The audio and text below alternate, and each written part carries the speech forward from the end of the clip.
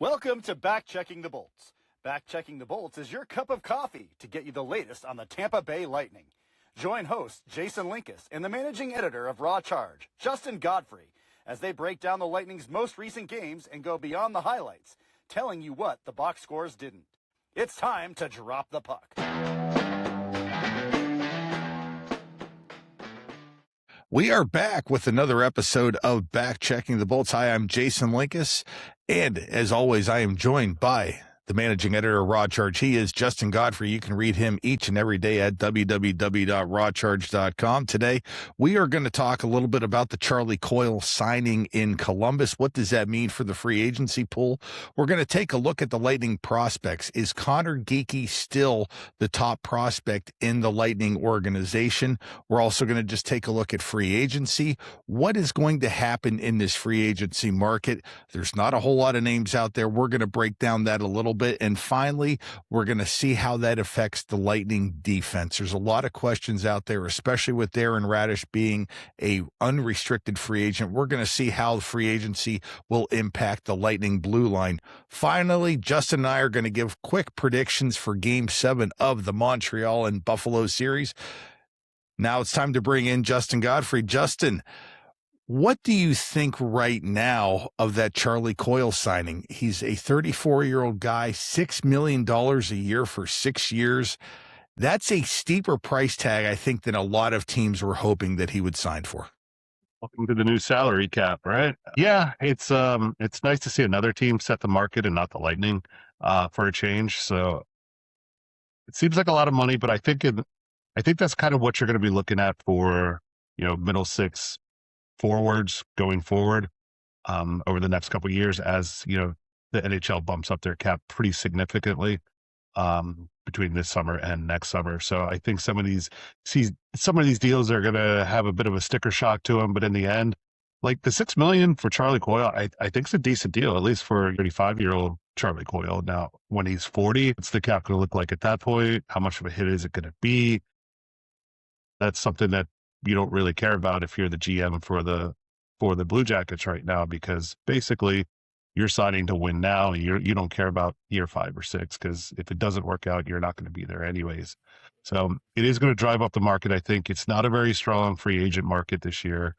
Most of the big names that were going to be in it re-signed with their own teams. So a lot of these middle six kind of players, bottom role players, are going to get some nice boosts in their salary, I think. If Coyle gets, $6 million, what's Michael McCarron going to get on the free agent market? Is Minnesota going to even let him get the free agency? Or are they going to re-sign him to a decent sized deal? So players like that, which kind of what the Lightning are looking for, they're looking for that bottom six or fourth line center guy who can play some role minutes, win some faceoffs, so they're looking at that getting bumped up as far as what they got to pay to fill that hole if they don't want to do it internally. Columbus re-signed Coyle to that big deal. He had 58 points in 82 games, 20 goals. Do you think this deal is a little bit of Columbus saying, hey, we can't let an offensive presence leave Columbus? They've had that issue with others in the past, Artemi Panarin being the big one that they just could not re-sign. Panarin wanted out. Ever since then, they've always struggled for that top-line scorer. Not that Coyle is that kind of player, but they've seen a lot of people leave Columbus. Do you think this was their chance of saying, hey, we want to have a guy stay? I think so. It's, not an easy market to bring free agents into, I think.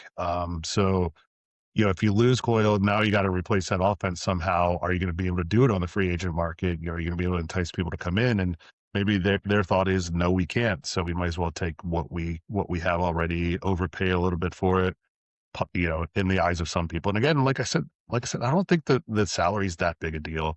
They have plenty of cap space. They're such a young team. It's not something that's going to worry them right now. And he does bring that kind of better leadership to a young team. I think he fit in really well there. He performed there. Can he do it again? Or is this one of those, hey, I had a really good season in a contract year, and now I got paid, and maybe the focus isn't quite there like it used to be? Again, these are kind of questions you can't answer until it actually happens. I do think it's a valid point that you make as far as, letting people walk in their history and they don't want to repeat that. So yeah, I could see that was probably a factor as to why you do it this early and for that length of time. Justin, let's talk a little bit about some of the Lightning prospects out there. Sam O'Reilly's been making a lot of noise out there, and some people are saying that he is the Lightning's top prospect, not currently with the big club. But before we talk about O'Reilly, I want to talk about Connor Geekie. Connor Geekie always had that title with him the last couple of years. Has the opinion on Geekie soured a little bit? Now, I'm going to preface this by saying this. Geekie, I think, was viewed as a possible second-line player at some point. Is it now that he's just going to be a third and fourth line player, or is it still way too early to tell for a 22-year-old? Honestly, I think it's a little too early to tell. I think what we have a case here is it's almost like the backup quarterback situation. Who's the best quarterback on a losing team? It's the quarterback on the bench, the one who's not playing, right? And we've seen a couple small sample sizes of Connor Geekie at the NHL level. He hasn't produced like some fans want, like he probably wants, whereas, Sam O'Reilly hasn't played in the NHL yet. We don't know what he's like. He's a blank slate. So we can project, a lot more success on him than what we see with Geekie. But like you mentioned, Geekie's 22 years old. If he makes the roster next year, he's still going to be the youngest, if one of the youngest, if not the youngest player on the Lightning roster next year. This kid's got potential. We've seen it in the Western Hockey League. His last, everyone was like, hey, Sam O'Reilly, OHL Player of the Year. He had 71 points or something like that. Connor Geekie in his last year with WHL put up 99 points. I mean, this guy scores. He's scored at the AHL level. So I don't think you can turn the page on Connor Geekie as a prospect just yet. Is he going to be a Hall of Famer? Is he going to be a top line, 40 goal guy? Probably not, but he has a really good blend of stuff that you need to succeed in the NHL. He's got size. He has the ability to score. His passing is a little underrated, I think. I think he's a better passer than people give him credit for. His big thing right now is just his skating, which has gotten a lot better from year to year. I think he's at that AHL level of skating right now, and that's why he's able to dominate down in Syracuse. But I think he's still about a step behind, maybe a half step behind in the NHL. But at 22, that's still something you can prove on. And if he can get just the NHL average level, I think he's going to be fantastic. He likes to play physical, which you need in today's NHL, right? That's how forwards play. He's in there throwing hits. He can score goals when he's got the confidence. I think he defers a little bit too much now as a younger player. So kind of play with a little bit more, I don't want to say greediness. Selfishness? Selfishness, yeah. A little bit more, confidence in your game. It's kind of the same thing with Gage Gonçalves, right? When his confidence is going, he's a different player than when he's kind of stuck in his own head. So I don't think it's time to give up on Geekie yet. I think he's going to be a really good player at the NHL. And if you trade him now, I think you're kind of trading him for pennies on the dollar. I just wonder if the perception a little bit has changed within the Lightning about him. The other question I have about Geekie is how hard is it for him to get consistent play in this lineup, not being a primary penalty killer? This lineup has a ton of talent. It's entrenched at the top two lines. For a player like him, he almost needs to be on that second line for him to really show the skills that he has. He needs power play time. He's not going to get top line power play time, but he needs that second unit power play time. I just wonder how hard is it for him to be a regular in this lineup unless he can kill penalties and do it well? Well, I think that was kind of the basis of the philosophy of how they handled him this year. He made the team out of training camp, struggled early. They sent him down to Syracuse, and then he wasn't even a thought for a call-up despite all the injuries until late in the season. And I think they wanted him to play in Syracuse in that top line role where he was killing penalties, where he was on the power play top unit, where he was getting first line minutes. And I'm pretty sure, we have no insider knowledge here, but I'm pretty sure the conversation went something along the lines of, look, we're going to leave you in Syracuse for the majority of the season. Don't worry about impressing us. Don't worry about getting called up. Just go out and play your game. Play as much as you can, get as much experience as you can. And I think it worked out for him. Like you said, when it's going to be different when he gets up to the NHL level. And I think for him, maybe next year, just tell him, hey, you're going to be our third line center or wing, right? I wouldn't be surprised if he starts off on the wing next year. Take some of that face-off responsibility, but say, hey, you're going to play 10 minutes a game, 12 minutes a game. You're going to be on our second power play unit. And just say, just go make mistakes, go do what you got to do, learn at the NHL level. Something the Lightning really haven't been able to afford over the last few years. But I think at some point, if you're going to develop your prospects, your higher end prospects, you got to let them fail at the NHL level. That's the only way they're going to learn. So the way they're going to get better, honestly. You can't go out there and expect to succeed the minute you step on the ice. So, that's the benefit that Kucherov had. That's the benefit that Alex Coyle had when they came up. The Lightning didn't have the pressure of being a Stanley Cup contender, so they could go out and fail and make mistakes and turn the puck over and learn from it and then develop into the players that they are now. So I think the Lightning have to give him a little bit of that leash right there. Give him a little bit more room to go out there and make a mistake and then learn from it. So I wouldn't be surprised to see him do that next year at the NHL level. Justin, the prospect that has been making a lot of noise has been Sam O'Reilly. Tell everyone a little bit about Sam O'Reilly. And there's some talk out there right now that he could actually be on the Lightning opening day roster. That might be a little bit premature, but let us know what your thoughts are. Yeah, I mean, he's your typical Tampa Bay Lightning prospect. For those who were not paying attention, he was traded for Isaac Howard last year when the Lightning were having some issues signing Howard, and it looked like he wasn't going to come in and play. They went out and made a trade with Edmonton, brought Sam O'Reilly in. O'Reilly started the season with the London Knights, a team that had gone to 2 straight Memorial Cups, had won one of them, and won the OHL, I believe, 2 times in a row. He starts the season with them. He's in a big blockbuster deal about midway through the season, gets traded to Kitchener. Guess who wins the OHL this year?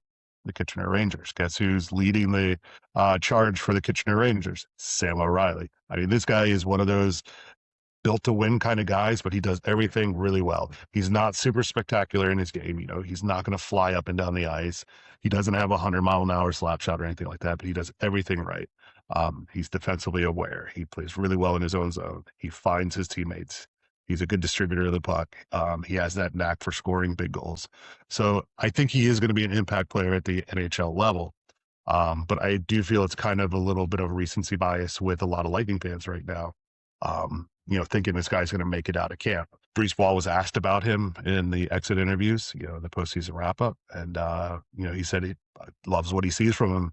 But, the big question is, can he adjust to the speed and physicality of the NHL level? And I wonder if what's happened with Geekie, making the team right after they picked him up with, he had 2 games of AHL playoff experience with Tucson before they got him in the trade.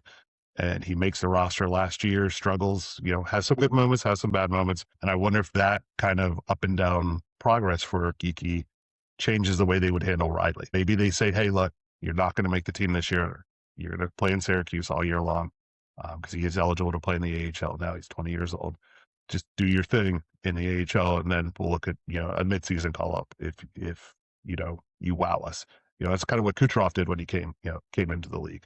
They just couldn't keep Kucherov in the AHL. He was just blowing everybody away. So if O'Reilly has that kind of start in Syracuse, yeah, maybe he makes the team next year. I don't think he makes it out of camp, no matter how well he plays. I think some of that has to do with the way, Geekie's kind of struggled to adapt to the NHL. The third prospect I want to talk about is Benjamin Rautiainen. Over in Finland, 2025 4th-round pick. He actually went through the draft twice without being drafted. The Lightning finally drafted him last year in the 4th round. He won the Golden Helmet as the Finnish League MVP. But the one thing about him was he disappeared in the playoffs this year. Tell us a little bit about Rautiainen and where does he project within the Lightning organization? It's one of these kind of lottery ticket picks that they had, their 4th-round pick, 77 points in 59 games. I think he was the first player to get 77 points in a long, long time in the Finnish league. Still a young guy. He is 20 years old as well. He is signed for another year in Tappara, which just won the championship. He had 7 points in 18 games. Like I say, he wasn't quite as big an impact. Some of that is, he is 20 years old and you're playing against better competition and stuff like that. But hey, he's tasted victory now. The question is, do you let him sit over there for another year? Do you buy out his contract in the Liga and then bring him over next year? The Lightning have always been passive with their prospect. I don't know if passive is the right word, but cautious with their prospects. I do think they want to see if he can do it again. I mean, they had another kid who played really well in the Finnish league, and Nico Huttunen a few years ago. He was putting up points as a 20-year-old, 19-year-old against these guys. Comes over and he struggles to find his place in Syracuse, and now he's back in Europe. So again, sometimes these past performances dictate what the Lightning do in the future with their prospects. I wouldn't be surprised to see them leave him in Finland for another year. See if he could duplicate the success, see if he can learn and even maybe get better, and then bring him over. The Liga, I don't think it's quite what it used to be as far as talent-wise. I think if you look at the European leagues, it's probably third or fourth behind like Justin, the real SHL quick, and KHL. Yeah. if you were going to take the Liga league and compare it to a North American league, what's probably the best comparison? Is it the ECHL? I would say it's somewhere between ECHL and AHL. I think people really underrate how good the players are in the AHL. I think that's a really good league. I think that's on par with like the SHL, the Swedish league. Probably both of those are a little bit behind the KHL in Russia, but yeah, it seems like the Liga hasn't quite had the dominance it's had recently. That being said, I mean, again, it's a 19, 20-year-old kid putting up points against grown men. So that's impressive in any league that you play in. I don't care if it's the ECHL, the SPJHL, the, California Penal League. I don't care, whatever. You're just, you're scoring goals, right? How'd you get there? Stole a car. Yeah. But I do think the Lightning generally tend to be cautious with their prospects. And this ties back to O'Reilly too. They're not going to put him in a situation where he's in over his head too much. So I think he stays over there one more year. And again, Tampa is probably not going to want to lose this kid, right? So it's going to take an interesting deal if the Lightning want to break that contract. So, and who knows, maybe they're going to be like, hey, we want to re-sign this kid and we're going to, throw back up the truck to him. So we'll see how it goes. I don't think he's an immediate help to the team, because even when he comes over, I do think he gets a year in the AHL as well. And, again, they're going to be slow to develop him, but, he's a playmaker. He's not a huge guy. He's not a small guy. He's kind of in the middle, but it'll be interesting. He's one of those intriguing prospects. You don't see a lot of them just because he does play in the Liga. So the highlights aren't quite as prevalent. So, but yeah, he could be really enticing, kind of like the Finnish versions of Jason Shagabe up in I think Minnesota Duluth for the Lightning, the college prospects. So we'll see how it all develops over the next couple of years. Well, let's talk about the Lightning. Free agency is upon us. It'll be on July 1st when other teams can start signing free agents. The big player in the Lightning is Darren Radish. We all know that. The big defenseman had a career year, really had a career 50 games. Once Hedman had his injury concerns, Radish really stepped up, had a season that he has not had before. Justin, we talked about the contract demands that Radish could see. We just talked about Charlie Coyle signing for 6 years and $6 million. Considering what Radish is, a right-handed shot defenseman with a big shot, those players don't exist in the NHL. He's a little bit of a unicorn. There aren't many really good right-handed offensive defensemen. Do you think this could push his asking price up to maybe that $8.5 million range?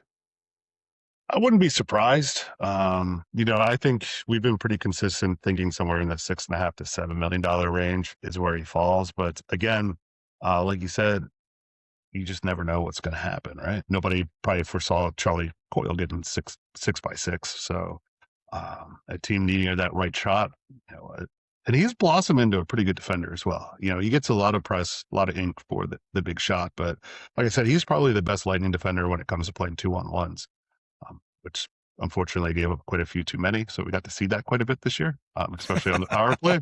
I've ever seen anybody break up more, short-handed 2-on-1s than Darren Radish did this year. He's a solid defenseman. He's not overly physical in his own zone, but he makes a lot of smart plays.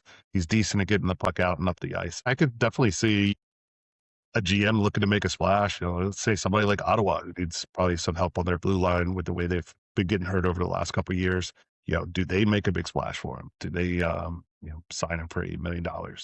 Do the Rangers look to kind of bring him back into the fold? They're rebuilding a little bit. So there's a lot of options out there for him. And, one thing I've been consistent on is I don't blame this guy if he goes to July 1.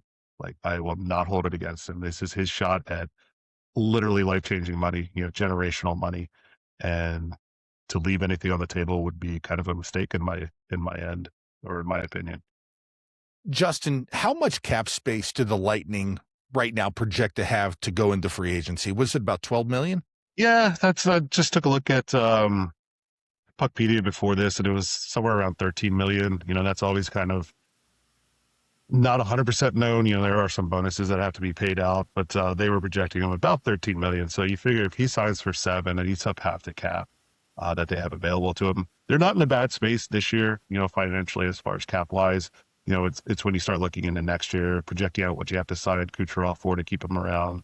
Some of their RFAs that are going to be due next year, not necessarily this year. This year, I think there's only a handful. There's a couple of small RFAs that they have to sign down at Syracuse, so it's not going to bankrupt them to sign Max Groshek to a $1.2 million a year contract or something like that, or give Ethan Sampson $9 million or $900,000 or something like that. So I think cap wise they're going to be all right. Outside of Radish, which I think kind of determines everything going forward, they're going to want to bring in probably a veteran fourth line forward. But again, you're not looking at more than 3 million or so, but you do have to kind of leave that space open for the Kucherov extension, because if they announce it, they do still have to kind of be within the cap confines that are established right now. So they can't sign him for something that's going to put them $6-7 million over the cap. I also think they want to leave themselves a little bit of flexibility going into the season. Someone underperforms, you have injuries. Now you can get some cap relief due to injuries. But if you want to make that move at the deadline to try to put you over the top, it doesn't hurt to have a few $1 million in cap space available to you to go and get that bigger player. And I think that might have been one of the issues this year when you looked at the trade deadline. They had to trade out salary in order to bring it in. Yeah, and that was, Bruce Watt mentioned that both at the midseason press conference. I can't remember if he mentioned it at the end of the year or not, especially with the way they were set up. That Olympic break got kind of cut into the time they needed to evaluate, a possible free agent, and just the way they were in and out of the maximum cap with their injuries, it kind of hurt their flexibility. So yeah, I wouldn't be surprised if he leaves $2-3 million on the table as far as cap space going into the season. If the Lightning lose Radish, John Carlson is a big right-handed shot defenseman. Now, John Carlson is not young. He's 36 years old. Could he be a possible short-term replacement? Depending on what he's looking for, how long he's looking to play, 1 or 2 years. One of the things I was kind of looking at is, what's the defensive situation if the Lightning do sign, Darren Radish? If you sign Radish, if Hedman's healthy and plays, now you're looking at 9 defensemen that have NHL experience on your roster under contract for next year. Kind of getting kind of crowded. And do you risk losing a player like Emil Lilleberg or Charles Edward Destu on waivers? Or do you start kind of, exploring some possibilities about trading those guys out? Again, you have a team looking for defense out there. Emil Lilleberg, solid younger player, plays physical, doesn't put up a lot of points, has a little bit of talent. Could you net a 3rd round pick for him? Could you net a 4th round pick heading in? One thing about Brisebois is he's willing to take that risk, right? We saw it with Stamkos. He let Stamkos walk for nothing. We've seen it on the waiver wire this year. He wasn't able to pull off a deal for Jack Finley, and Finley goes to St. Louis and is part of their, probably part of their future now. So at some point, you got to start getting some return on these players. We can't just let them keep going for nothing, even if it is a mid-round pick. You never know what those 3rd, 4th round picks are going to turn into. Sometimes on some of these deals where it doesn't seem like much, at the time. Oh, Emil Lilleberg went to Ottawa for a 3rd round pick, at the draft. Well, who knows what that 3rd round pick turns into, or what you can use it for at the deadline? Is that the deal breaker you need to swing a bigger deal?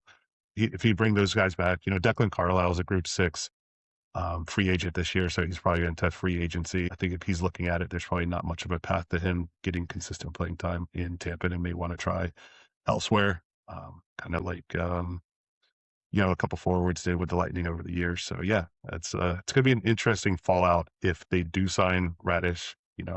But if they don't, now you got some openings, within your own club that maybe you can promote from within. Maybe Crozier gets a full-time spot on the right side.